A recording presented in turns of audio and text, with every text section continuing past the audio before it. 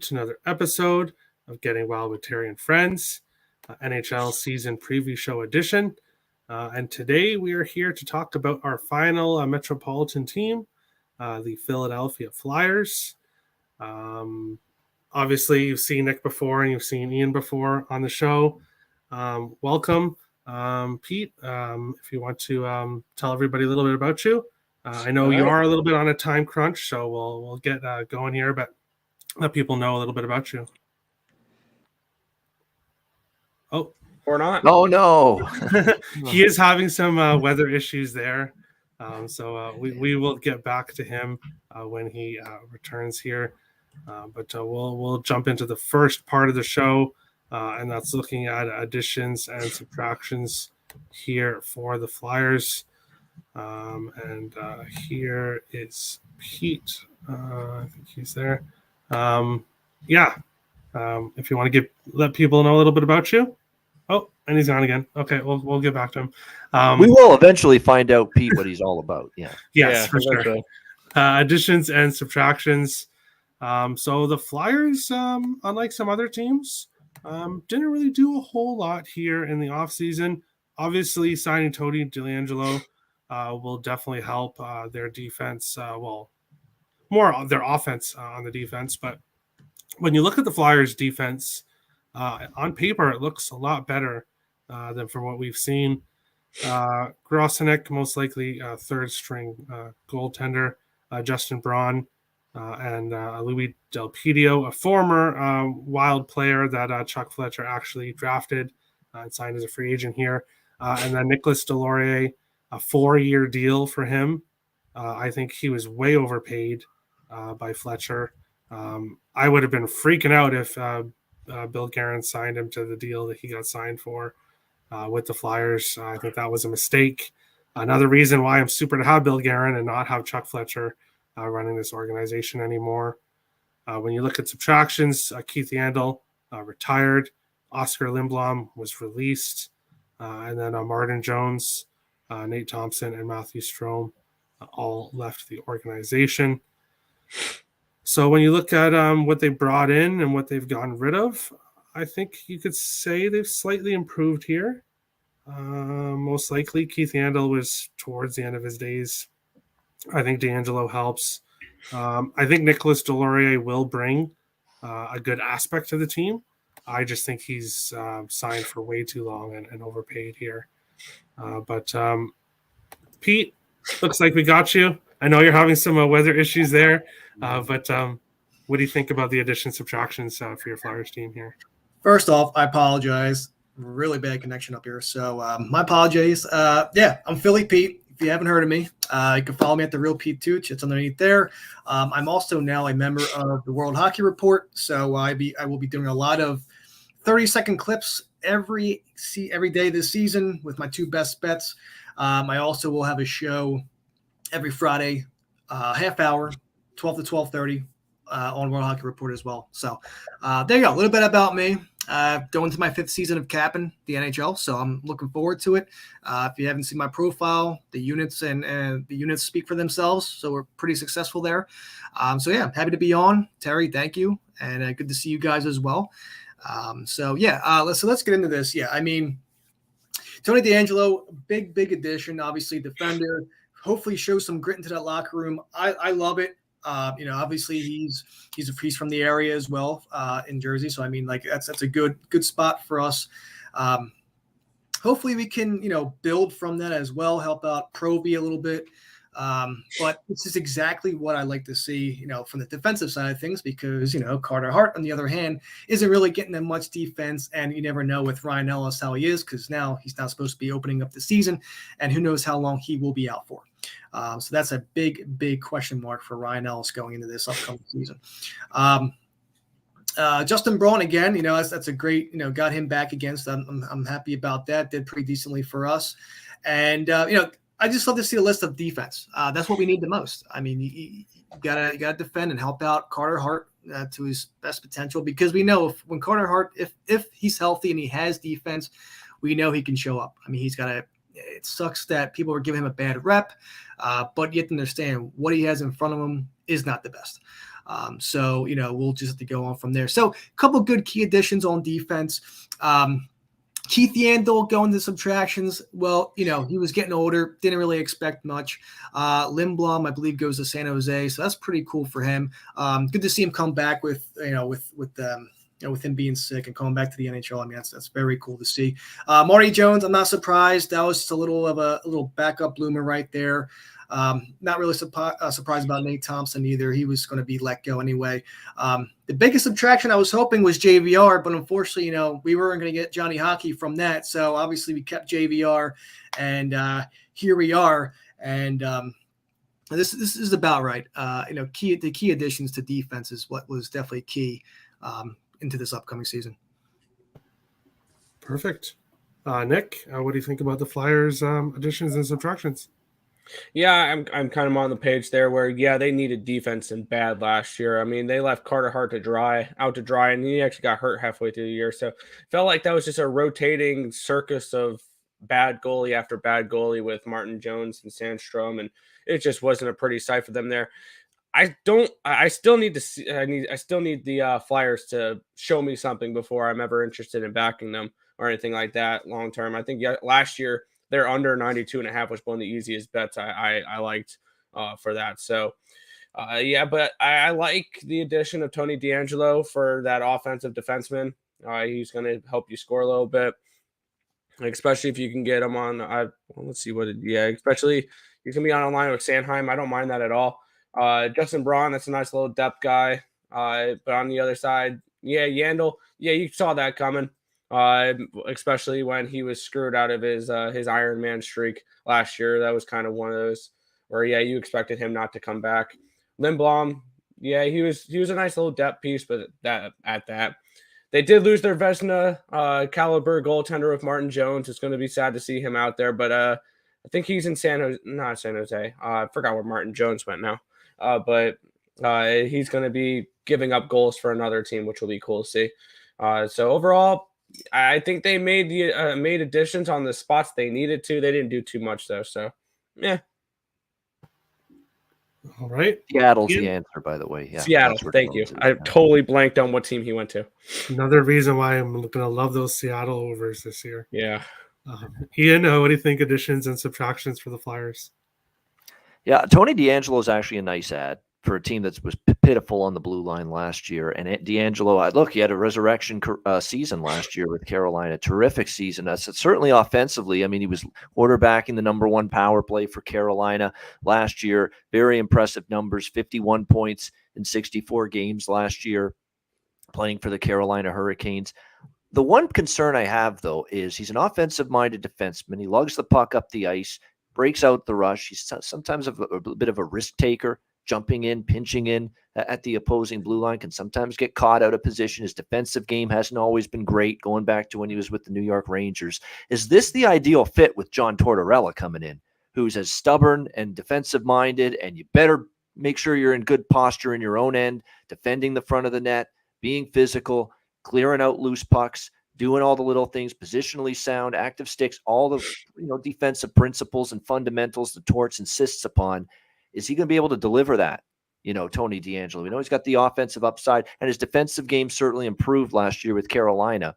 But how much of that was he improving? How much of that was the climate around him? Rod Brindamore, a really great coach, a great blue line around you. You're going to look better with Brett Pesce. You're going to look better with Jacob Slavin. You're going to look better with a lot of those Hurricane blue liners. You may not look as good with Rasmus Ristolainen, a complete bust playing with you. You may not look as good with, Justin Braun now as he's gotten older, hasn't been as good. Provorov's got to try to bounce back. They've got a bunch of journeyman defensemen that are going to round out the blue line, like Connaughton maybe, or Nick Seeler. What are we going to get from Ryan Ellis? Are we going to get him back on the ice and healthy?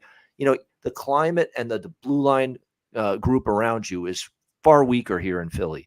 So is Tony DeAngelo going to be able to thrive in this kind of environment like he did in Carolina? That's the big question.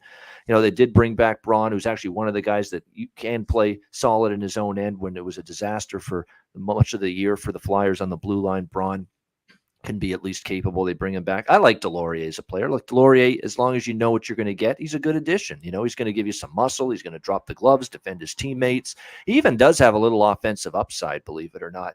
When you look at what he was able to chip in last year before coming to Philadelphia last season with the Ducks and then with the Wild, not bad. 13 points he's going to give you. I think one of his best offensive seasons, and a lot of it came later in the year. So I don't mind that addition at all. He's a glue guy type player that's going to help you. As far as who they lost, Keith Yandel, I can live with that at this stage of his career. And you talk about another player that at times has been a defensive liability. Obviously, we're not going to be shedding any tears for Martin Jones being gone. That goes without saying. But no, there's no question. I'm disappointed about Lindblom being released. I mean, it's a beautiful story. Everything that he went through there with the health scare, the cancer scare, that he wasn't brought back. So I like D'Angelo being brought in by this Flyers team. But at the end of the day, I mean, we'll get into it more with the lineup, and I'll get into more about my Chuck Fletcher thoughts, and a lot of them aren't good.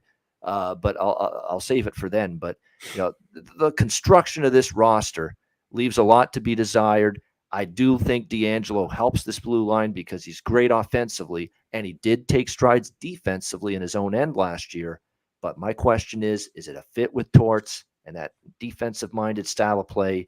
And is he going to all of a sudden revert to struggling in his own end? Because let's be honest, he's not playing with blue liners that are as good around him like he did in Carolina. For sure. Torts also bringing up that he has serious worries about the locker room, the state of the locker room. And I'm not sure Tony DeAngelo is the guy that's going to come in and help that. I think it could be kind of the opposite. But that's another thing I'm worried about could go the other direction, because not only did his play improve with Carolina last year, including in his own end, but he was on his best behavior most of the time. We didn't have any incidents. We didn't have any major issues inside the dressing room with him and Kakalaki last year. What if that comes to the forefront? What if this team stinks? What if they get off to a bad start? Tony DeAngelo's having a rough time fitting in with Torts' system, which is kind of not what he's at his best. Doesn't fit his skill set well. What if things struggle? What if he gets benched by Torts? You know how Torts has a short leash on guys. He benches him, and then Tony DeAngelo gets his back up, and there's the attitude problems again, rearing their ugly head. So there's a lot of things that worry me here with this fit, him and Philly, him with Torts. Yeah, for sure. We'll go on to the second part of the show here, and that's looking at the prospect system and the upcoming free agents here for the Flyers. When looking at the prospects, there's some possibilities there, but like some other teams that we've talked about recently, no top-tier prospects, I think. Cutter Gauthier, they're listed as their best prospect. Other than that, question marks. Definitely not one of the top prospect systems in the league. When looking at upcoming free agents, Van Riemsdyk, Pete, you were mentioning him earlier. He is on the last year of his deal. So is Travis Sanheim, Justin Braun, Patrick Brown, RFAs, Noah Cates, McEwen, Frost, Ronnie Attard, Cam York. If I was Fletcher, I would be doing a lot of things differently, but the main two things that I'd be looking at here would be Cam York and Ronnie Attard. I'd want to get those two young defensemen signed. When it comes to the 4 UFAs, this Flyers team, in my opinion, needs some shakeup. So maybe getting rid of those 3 isn't the worst thing. Looking to the future, maybe a rebuild should be on the Flyers' future. We'll have to see. We'll go to Nick next in this one. What do you think prospects, upcoming free agents for the Flyers? Absolutely, a rebuild should be in order, and they don't re-sign any of these veteran guys. Maybe go after Cam York and as you said, Attard, and you let Braun walk, you let Sanheim walk, you let James Van Riemsdyk walk, or you try to trade him halfway the season when you're sitting dead last in the Metro Division, where I have this team pegged. So I think that this team is 100% going to be a seller at the trade deadline. So I don't think half of these guys are going to have to worry about walking or re-signing because they're going to be elsewhere by the trade deadline. I'm not super high on this team at all.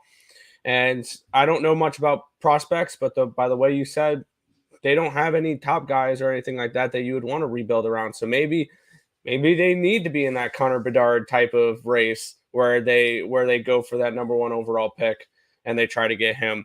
So I can definitely see this team selling at the deadline, not having to worry about half these guys, and trying to rebuild their prospect system, maybe with a Connor Bedard or something along those lines. So, yeah, I don't see many of these guys other than probably the bottom 2 on the RFAs that they really are worried about re-signing. For sure. Bedard would help a lot of teams, but yeah, the Flyers would be a team that would desperately want a player like that. Pete, what do you think here, prospects and free agents? I know you have to go shortly as well, so if you want to give, I guess, the rest of your thoughts on the Flyers, the floor is yours here. All right, thanks. Yeah, I mean, yeah. So I got a work call in about 10 minutes, so I'm going to do this as quickly as I can. But I mean, you guys nailed it on the coffin right there. I mean, top prospects, not really interested in. There's nothing to be excited for as being a Flyers fan. Again, look after Bedard. Hopefully, maybe that's something we could look forward to. Let all the free agents walk. JVR, Sanheim. I don't think they're going to win the team next year. But like you said, Cam York, lock him up. I see a bright future with him. Ronnie Attard as well. These are young defensemen that could definitely help out in the future for the Flyers, especially if Connor Hart decides to stay with us. And you know he's going to. We locked him up long term. You got to help him. You got to help him, just survive in that crease. You really do. So that's what I'm on. You guys nailed it on the coffin there. I'm 100% agreed with that. Everybody could walk and just tank. I mean, this over-under is at 76.5 points. I'm well on the under this year. I mean, I just don't see anything coming from this team this season at all.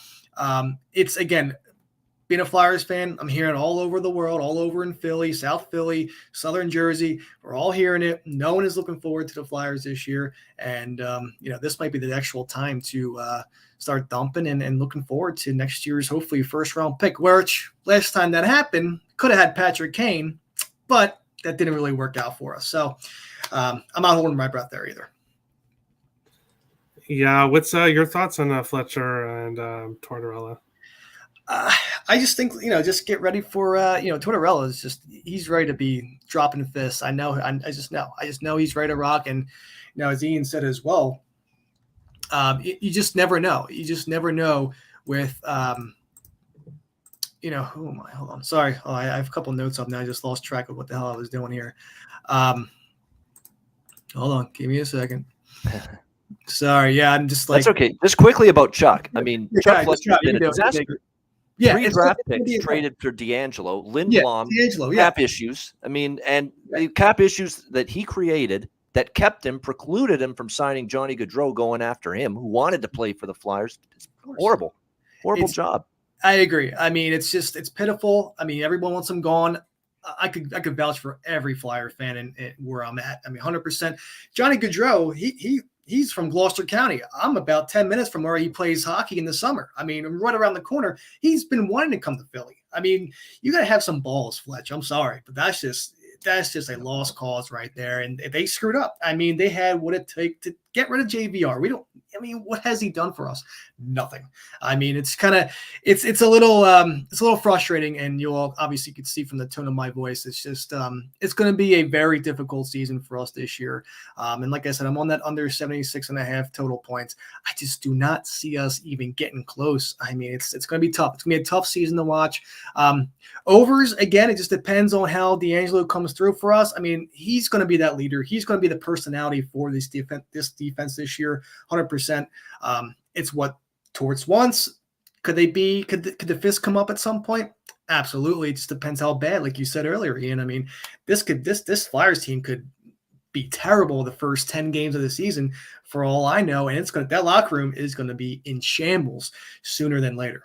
They haven't even gotten to day one of training camp. He's calling out management, calling out the dressing room, saying, I got issues with the dressing room here and the feel of it. I mean, we haven't even gotten to day one of training camp. He hasn't even had the troops on the ice yet for one day, and he's already sounding alarm bells about the state of the dressing room right now. I mean, if that's not a warning signal going off, I don't know what is. Yeah, we got September 21st. We'll see what happens, if that locker room is going to be in shambles or what. But I'll tell you right now, man, this is going to be a frustrating Flyers team this year. And hey, like I said, I'm looking forward to actually the next 23-24 season. So yeah, that's all I got to say about that. Well, it's a good draft to be a bad team. Yeah. This is a good year to have a bad. And I like getting D'Angelo, but season. come on, second and a third and a fourth was given up for him. I mean, my goodness, you need draft capital. You need a prospect pool. It's been depleted here. I mean, it's just brutal. bad GM work. That's all there is to it. Yeah, Probably trying to save his job. Yeah. Trying to make it so the team could possibly compete in his eyes. Yep. But we'll get to the roster here shortly. Pete, thanks for coming. Thank you. Good to talk to you, Pete. Yeah, you too, Ian. again. Yeah, I'll have to have you guys on my show too. Talk some pucks and some bets, and I'm more than happy to have you guys on. Definitely, we'll have a fun season this year. Let's do it. Sure, sounds Sure. good. All right, Sounds cool. good. Thanks Have a again, good one. Terry. I'll talk to you Thanks. guys. See ya. Bye-bye. And that is Pete. Thanks for coming. Unfortunately, he I did love the have fans a of their meeting. team, and they don't bury their head in the sand. They're honest. They're authentic. They know they read the tea leaves. They know what's going on, and Pete's that kind of fan. He knows it's tough sledding right now for this team. Yeah, he didn't sugarcoat it. Like he didn't try to say, well, they could have a chance. he knows. But Ian, what do you think about the prospect system and the upcoming free agents for the Flyers? Well, regarding the prospect pool, it's depleted. It's a below average prospect pool. There's no question. And again, they've done a bad job refilling the cupboard, if you will, of prospects and draft picks.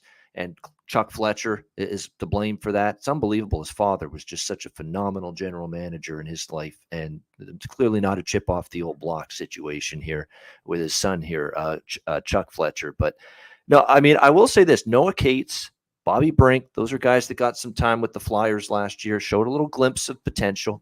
But again, it's a very small sample size. We need to see more. Tyson Forster's got upside. Cutter Gauthier, as we mentioned, I think he's a hardworking player. And they've got some others on this that aren't on the list that are potential to be good. And we've got Elliot Denoyer, they say is a very hard worker, relentless on the loose pucks, really, just like Zach Hyman, just type of player, relentless forechecker. Really works hard to get loose pucks. Underrated offensive player, very much a Zach Hyman prototype. Is Elliot Denoyer for the Flyers? So they think he's got some potential. Same thing with Zayd Wisdom on this team. So those are their main prospects. Brink and Cates have gotten a look already. Cutter Gauthier, certainly they've got some upside for him long term to be a potential top 2, top 3 center long term. Denoyer and Wisdom have some upside. And then after that, it just falls off. There's not a whole lot behind that group. As far as the free agents go, this is probably it for JVR. This is probably his swan song in Philly, I would think. Travis Sanheim, I think they might look to keep him. I think Sanheim actually at times last year, he was one of their better defensemen. So I like the way his game improved. Justin Braun may not be kept because of, just where he's at now in his career. And then you've got the restricted free agents. Noah Cates, you try to keep him, especially if he has a good year. Morgan Frost, you got to get more out of him offensively. This team's going to be hard-pressed to score goals. Depth of scoring is an issue. Morgan Frost needs to come to the forefront here and step his offensive game up. Need more out of him. Ronnie Attard's got great potential on the blue line for the Flyers. We'll see if he can improve. And Cam York, same thing. But Morgan Frost is someone I really look at. Like if the Flyers are even going to be mildly competitive this year, they're already going to be hard-pressed to find the goals on a consistent basis throughout the lineup. Morgan Frost, you need more out of him. Yeah, for sure. I have him on the second line, but we'll get to here shortly. 16 points in 55 games. Come on. You need more.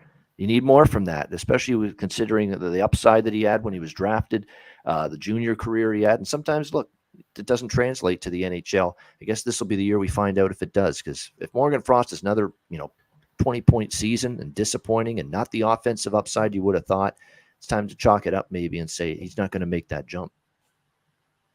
For sure. Looking at the possible lineup here for the Flyers, Sean Couturier and Ryan Ellis are both listed currently injured. We'll see, obviously, what happens with them. But without Couturier, the first thing I notice is Kevin Hayes is your number one center. And after him, there's question marks, big question marks. That's not good. I think we can probably all agree that they have the worst center depth in the NHL. You need centers. Trust me, as a Wild fan for years now, you need centers, and Kevin Hayes is not the answer. The rest of the top 6, when you look at the wingers, Farabee, Van Riemsdyk, Atkinson, Konechny, not too bad. Not too bad at all. Down the middle, really bad here. Nicholas Deslauriers, I don't know if he's a third line type player. Maybe Noah Cates or Ratcliffe, or I don't know exactly what the Flyers are going to do, but there's question marks all across the forward, especially down the middle. Looking at defense on paper, this is a pretty good defense on paper. Provorov, Ristolainen, obviously, he is what he is, but Sanheim, Tony DeAngelo, Cam York, Justin Braun, maybe Ryan Ellis gets healthy, he jumps in here.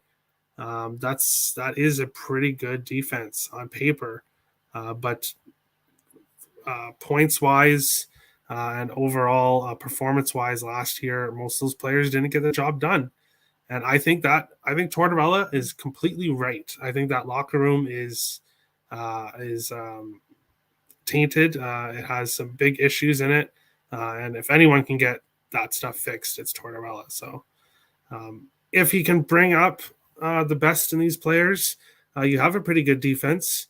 Carter Hart obviously was so highly projected to be such a great goaltender. Maybe he was rushed in this Flyers organization, but he's all they got, because when you look behind him, more question marks.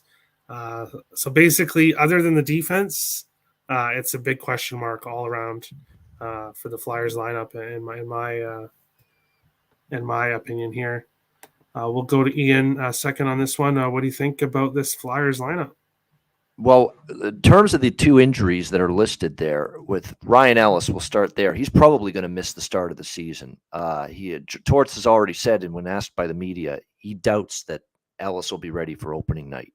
So don't expect him in training camp. Don't expect him in the opening night of the regular season. We could be talking in a few weeks, if not a month, at least, before we see Ryan Ellis. As far as Sean Couturier goes, there's at least some good news on that front. He should be ready for training camp. He should be ready for the start of the regular season. Thank goodness for that, because you hit on it about the center ice spot.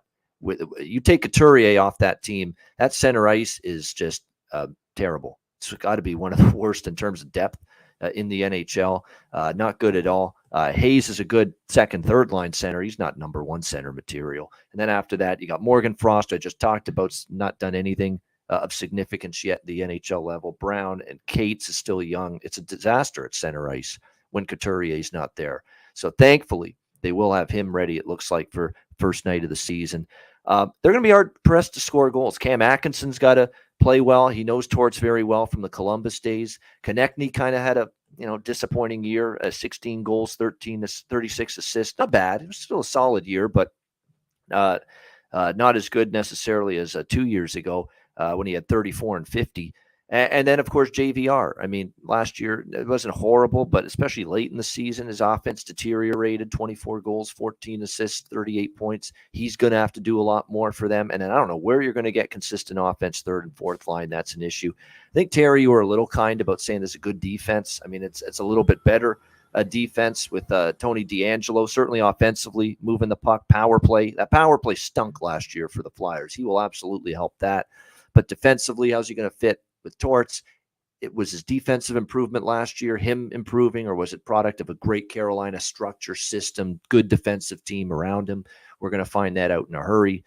Provorov's got to play better. Obviously, it was a down year for him. Ristolainen's been awful. He takes too many stupid penalties, undisciplined after the whistle.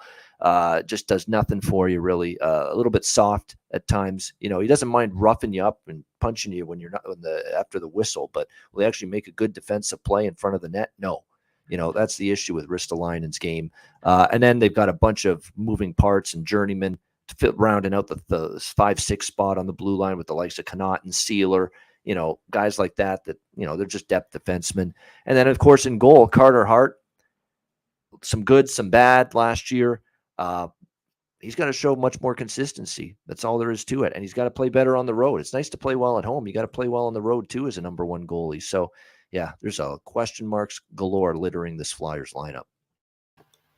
Yeah, the defense was definitely not good.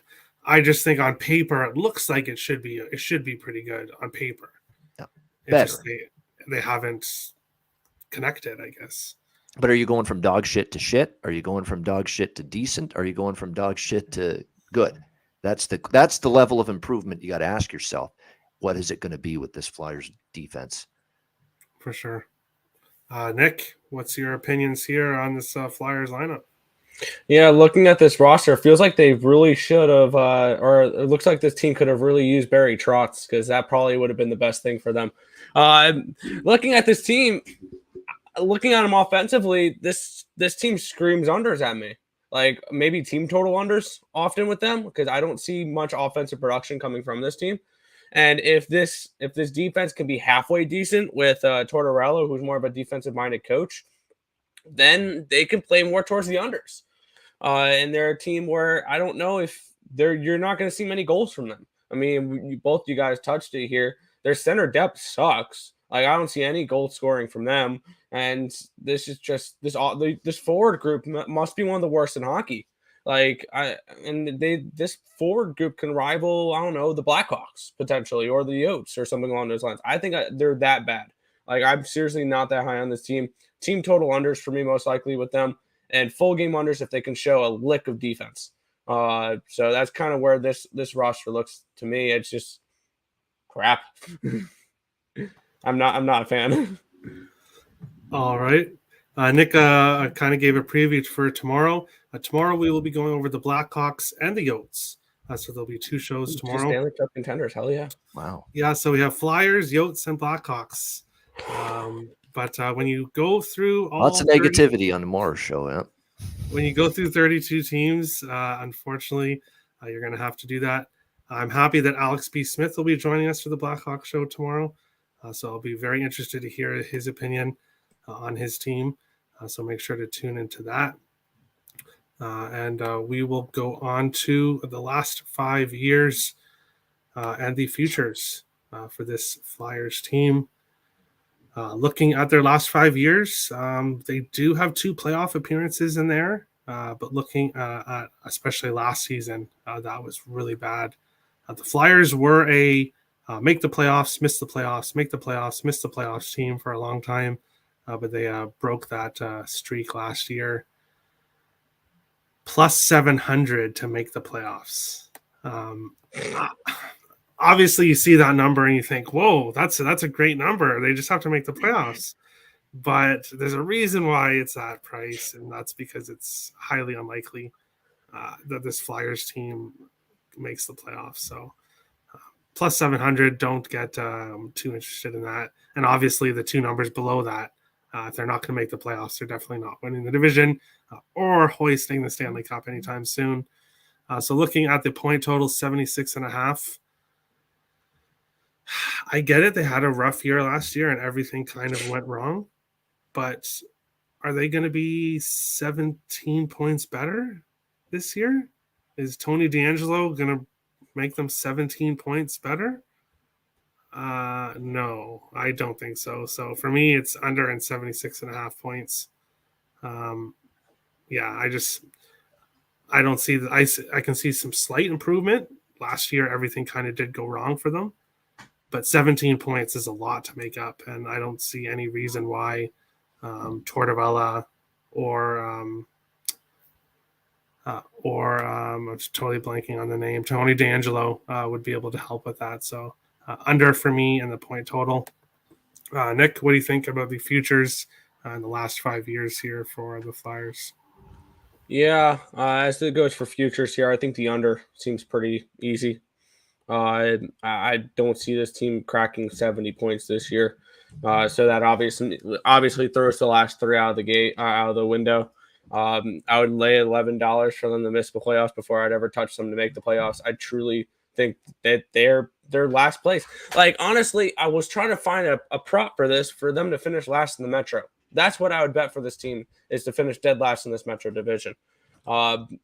I couldn't find one. So if I can find one, I'll probably look to go ahead and attack that. But under point total, and obviously you can't touch any of the other 3. I just don't know why it's 17 points. Or sorry, 15 points. Or yeah, it's 16 points. That's a lot. 16 points is a lot. Ian, what's your thoughts here on the Flyers futures? Do you see this team being 16 points better than last year? I don't. I mean, it's 76.5 was, I like the under. That will absolutely be an official season point total bet for me is the under here. I just don't see it. And you already have bad signals and signs before even training camp opens with John Tortorella saying the dressing room culture is fucked right now on this team. Yeah. So, that's obviously, and look, I don't think the players even appreciate that being made public. I mean, I was actually shocked, couldn't believe that he said something like that on a national Sirius satellite radio interview, saying something like that he thinks the dressing room's got issues right now. Especially before he even coaches a game there. Yeah. When he hasn't really, he's talked to them over the phone. That's what he said. He's talked to all the players either on the phone or just some sort of one-on-one meeting outside but he hasn't had the whole team together in one setting on the ice for a day of training camp yet, and he's making these comments. I mean, that can't be going over well with some of the people on that team, especially some of the veterans like a Couturier or Konechny, guys that have been there now for a JVR. Even Cam Atkinson, who likes Torts, has been on record saying, I like Torts. I didn't have an issue with him in Columbus. He might have an issue with this, even though he likes the guy and he's been able to coexist with him. So, that's a problem right there. The defense has improved with D'Angelo, certainly a little bit offensively, but I still have questions about their ability to defend in their own zone. And I think Carter Hart needs a blue line that's improved, and I'm not sure how much it is defensively, and he's got to show more consistency. And as for scoring, you're right. Second worst in the NHL last year offensively. Only Arizona scored fewer goals per game last year than the Philadelphia Flyers. Defensively last year wasn't much better for this hockey team. Defensively, they were sixth worst in the NHL, 3.59 goals allowed per game. And in terms of profitability last year, no team lost more money for their backers than the Philadelphia Flyers, minus 22.99 units of profit. Worse than Chicago, worse than Montreal last year, the Philadelphia Flyers from a profitability standpoint. Well, at least Montreal cashed a couple of $3 tickets. That's what helped them. Yeah, Arizona Montreal too, did. right? Yeah, Arizona cashed. Yeah, did. they beat the Avalanche twice. So, I mean, they cashed a couple huge tickets for you. Yeah, that makes sense. That's what. Arizona moved all the way up to around 20th in terms of profitability because of all of those big underdog wins they had, especially those ones you mentioned, Nick, against Colorado. Philly was dead last, and like I say, even Chicago and Montreal didn't lose as much in terms of units on the season than Philadelphia did. So now the question is, even if they're better, are they going to get to the point where they're better enough to crack a profit on the season? I don't think they will be, even if they're priced like plus 300, plus 350, which you're going to see some of those prices. Yep. Get ready, folks. Going to see plus 300, plus 350 sometimes this year with the Philadelphia Flyers, especially with what we started to see last year, especially late in the season where your Colorados were favored by minus 500, 600 against Arizona and things like that. So maybe they're going to be able to sneak out a couple shocking upset wins here and there. And even that might not be enough to make them profitable for their backers on the entire season. So as far as the futures go, I'm obviously thinking they're one of the worst teams in the East. I like the under 76.5. And if you can find this prop, some books have got it now. Worst regular season record, Philadelphia Flyers 11-1. I think you can do a lot worse than that. I know in that futures category, worst regular season record, they got Arizona 3-1, Chicago 4-1, Montreal 7-1, San Jose 9-1, and then Philly at 11-1. I think Philly's got every bit as much as those teams ahead of them in that market to be the worst team in the NHL. So Philly at 11-1, worst regular season record. Sign me up for a few bucks on that. That's very interesting. What book is that at? Bet365 has that. A couple others do. I think I saw it at FanDuel as well, but 365 definitely has it because that's where I took it. Awesome. Yeah, I don't want to say I'm going to be high on the Arizona Coyotes this year, but I'm definitely going to be betting the Coyotes at some points. I think they're rookies. We'll get to it, but I don't think I think the Coyotes might surprise some people, and I think the Blackhawks will finish lower than the Coyotes this year. I've already said that. I do think they will, but we'll get to those two shows tomorrow. Which I believe there's a prop on DraftKings for that for season point matchups for Arizona versus Chicago, where you can bet Arizona to have a better record than Chicago, and it's actually, I believe, a decent price. Oh, really? Because what really interested me when I was making these stat pages, Chicago and Arizona have the exact same odds to, they're the exact same point total, exact same odds to win the division, the cup, which obviously won't happen, but their odds are very similar, and their playoff history is very similar. So Blackhawks and the Blackhawks, Coyotes, minus 115 on each side. Who will have more points? Hey, it's going to be a race. That's one of the races. They're going to be. Oh yeah, it's going to be like 15-1 at FanDuel. Flyers worst regular season record. 15-1 at FanDuel. Oh, so you actually get an even better price there. Yeah, that's gonna be a fun matchup. Like the like that GIF where those trash cans going down the sidewalk when it's raining. That's gonna be the Coyotes, Flyers, and Blackhawks for the worst record. Well, there we go. That is the Flyers show. Hey, we tried to be as positive as we can. We did, but the Flyers is just not too much to be positive about. Tomorrow's shows will likely be the same. But hey, there's still ways to make money involving this team. You'll just have to get creative for sure. But that is today's show. If you're new to the channel, hit the subscribe button. If you like the content, smash the like button. If you want to find any of the cappers on the show, the links will be in the description of the video. And we will see you again tomorrow for Blackhawks and Coyotes. Have a good one, guys.